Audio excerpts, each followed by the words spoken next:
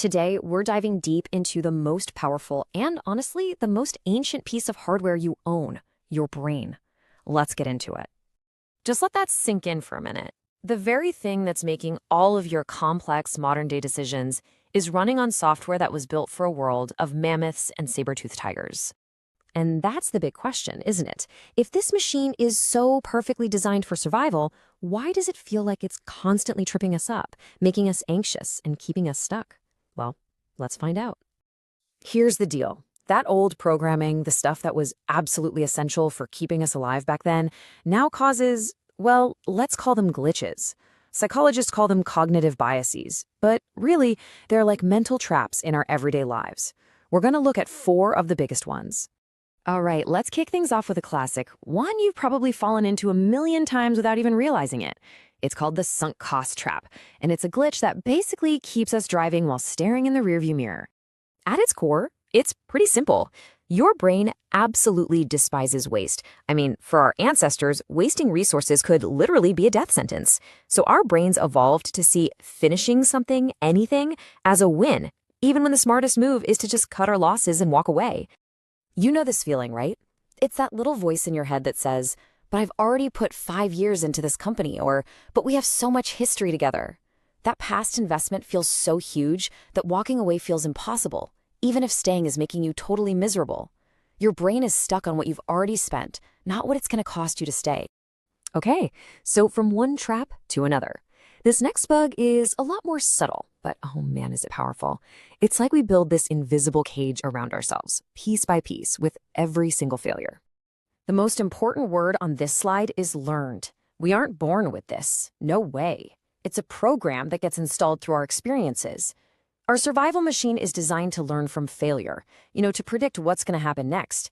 But sometimes it learns the absolute wrong lesson, that trying is useless. And this is exactly how it happens. So step 1, you try something. Step 2, you fail. That's totally normal, happens to everyone. But then step 3 hits. You internalize it. It's no longer my plan didn't work. It becomes I'm a failure. And once that idea gets rooted in your mind, you hit step 4. You just stop trying.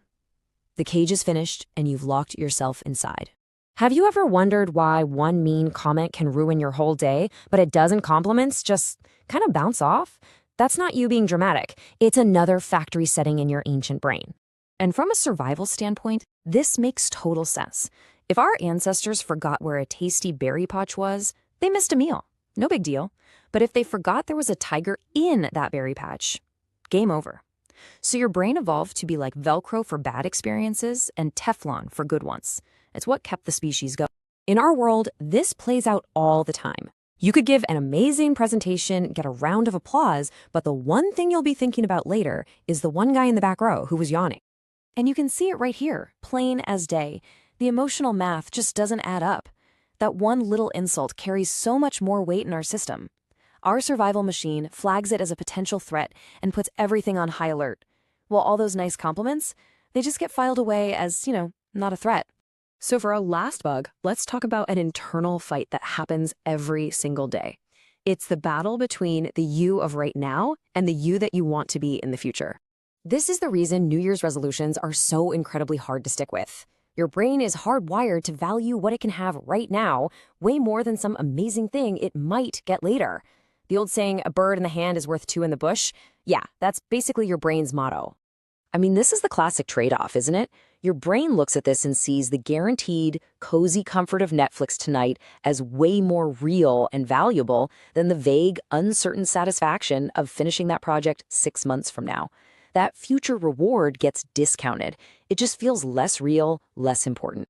To your ancient survival machine, the pizza that's right in front of you is a guaranteed source of energy. It means survival.